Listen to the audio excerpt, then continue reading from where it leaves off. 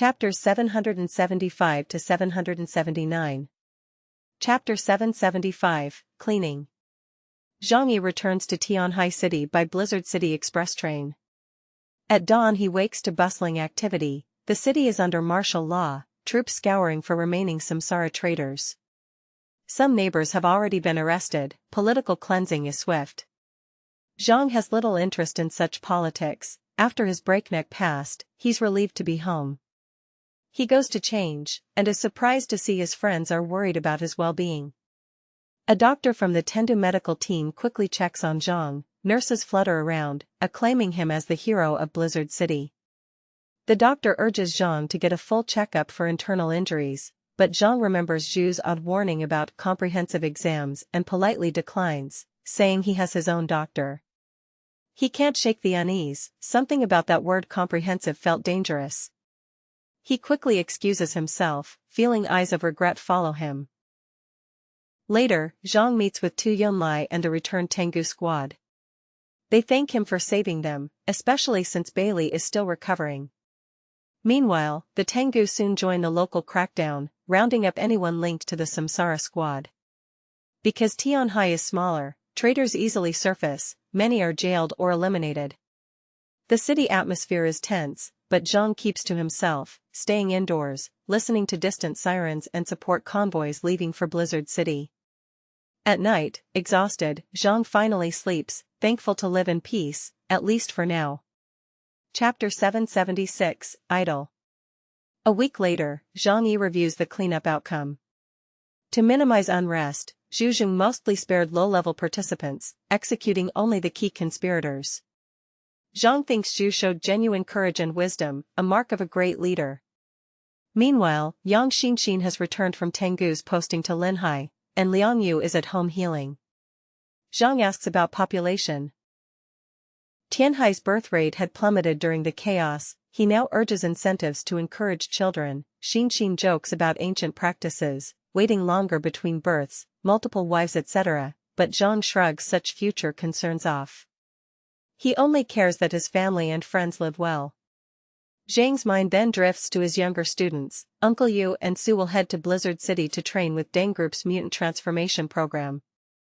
Deng Yuanbua had already taught Zhang how to replenish their latent mutant energies, and Zhang hands the remaining Compound X to Uncle Yu, who can regenerate, presumably.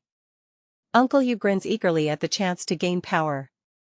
Zhang only warns him to be careful, such potions are dangerous. As the city rebuilds, Zhang hears that all militia, Yenyun guards, and even some volunteer mercenaries have rallied under Zhu Zheng's command. But their celebrations and handshakes hold little interest for Zhang. He is preoccupied with two personal matters: reinforcing Tianhai's sea defenses, and finally resting with his girlfriend Zhou Core. Chapter 777, Conversation with Zhu Jing, Additional 6. Zhang Yi visits Blizzard City's new command center under construction. The old one was utterly destroyed. As he walks through the bustling corridors, aides and secretaries bow at his passing. After saving them all, Zhang's status has skyrocketed beyond any captain. Lan Xinqing himself now addresses Zhang with overt respect. Zhang notices Lan and others eye him appreciatively, no doubt sensing Zhu's intent to elevate him further. He is quickly ushered into Zhu Zheng's sleek new office. Zhu is clad in a crisp green uniform and greets Zhang with open arms. They sit with cups of coffee as Lan serves. Zhu effusively thanks Zhang for his courage. Zhang's timely intervention is said to have saved all their lives. He praises Zhang's combat skill and, most of all, his loyalty to Jiangnan. "You have shocked everyone with your talent," Zhu says. He offers Zhang the Tengu squad commander's post or even to form Zhang's own investigation team, with every perk imaginable. He entreats Zhang to stay in Blizzard City, offering him captain's rank plus generous expatriate allowances, and any wishes he might have, no matter how grand. "Tell me your price," Zhu urges, desperate to keep this irreplaceable hero. Zhang listens politely, then declines with gentle firmness. "Thank you, but I do not crave power or wealth. I simply want to return home." He had left Tianhai to fight, now he feels exhausted from constant conflict. Zhu's face falls. He coughs a laugh, He truly has no leverage, Zhang owes him nothing and Zhu owes him everything. Fighting his disappointment, Zhu makes a final offer: let Zhang be an honorary expatriate captain with 20% extra pay, cutting-edge gear, even alien tech access. But Zhang refuses again: I have no worldly desires. Zhu realizes he cannot force Zhang to stay. He sighs, turning the talk to lighter matters instead. Chapter 778, Amazing Limit. Zhu Jing fills Zhang in on recent news. The Tianlong pirates, who had menaced Tianhai, have been counterattacked by the East China Sea Coalition. A flotilla of missiles struck their hidden ports, sinking hundreds of vessels. It was a joint warning: 6 regions of Huashu are united against pirate lawlessness. Yet Zhu admits grimly that the pirates are too scattered to be eradicated. Chasing them deep into open ocean would cost massive resources for little gain. He therefore could only issue the warning. Zhang perks up at this mention. He and Beijing-born Cui Canute, now dead, had been responsible for pirate casualties, so Zhang had feared vengeance. Zhu assures him, we will protect Tianhai City to the utmost. Zhang nods warily. Protection is welcome, but words in wartime can be hollow. Soberly, Zhang arranges a permanent solution. He requests, and Zhu quickly agrees. A shipment of coastal artillery and heavy firearms. 20 huge coastal defense cannons arrive for Tianhai, along with ample ammunition. With these, any hostile fleet within 30 kilometers can be detonated before reaching the harbor. Zhang also acquires an ice-breaking gunship and veteran sailors. Finally feeling safe, Zhang invites Yang Xinxin aboard a new voyage to survey the coast. He is careful to stay in polar shallows, well away from deep-sea dangers.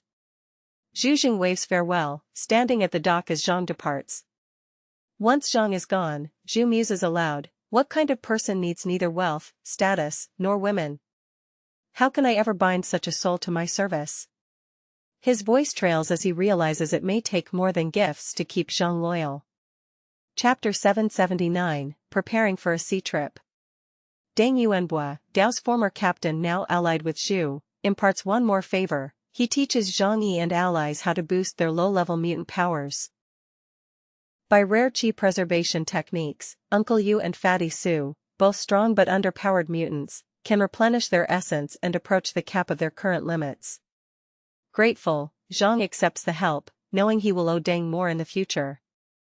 Deng also reveals how Zhang's own Compound X, the drug given by foreign agents, works. It would force anyone to endure extreme pain and transformation. Zhang shivers when Deng notes Uncle Yu's remarkable self-healing makes him the only potential candidate. There is a dark implication if Zhang had ever dared use it on himself. Zhang shrugs off the chill and thanks Deng as he departs Blizzard City. Zhang, Xinxin, Huahua, and the Tengu squad board the special train back to Tianhai. Bailey Chongqing remains behind, recovering. All others bid farewell. Sergeant Yi hesitates on the platform. When Zhang asks him to rejoin the team, Yi expresses a surprise. He wants to follow Zhang Yi. Lu Yinghao and Shui Miao, both junior officers, echo the sentiment. Having witnessed Zhang's strength, they prefer riding on his coattails. Zhang smiles and grants their wish. This unexpected addition means the Tengu squad might remain out of Blizzard City duty for a while. Their loyalty will be to Zhang directly now. They arrive in Tianhai City. Exiting Xiaomao Mountain Station, Zhang breathes the cold sea air with relief. Finally I can rest, he murmurs. Over the last 2 months, the end-of-world battles have battered Jiangnan and Tianhai alike. At home, Zhou Ke and Yang Xia greet him excitedly. They envelope Zhang in loving hugs. Xia teases whether he'll stay at home now that he's back, and fusses whether he wants food or a bath first, or something else. Zhang demurs, saying only that he wants to sleep. Xia pouts playfully. He drops his coat to Zhou and asks for help in scrubbing his back in a bath. Instantly, Xia perks up. She remembers the first time they met, in the shower. The girls quickly whisk Zhang into the bathroom. Hours later, Zhang lies awake in bed under a clear starry sky. Safe at last, he reflects on the half-year of chaos. After an apocalypse, they fought not just foreign armies but traitors at home. Now life can be simpler, even sweet. For a moment, the warm comforts of family and love wash away the nightmares.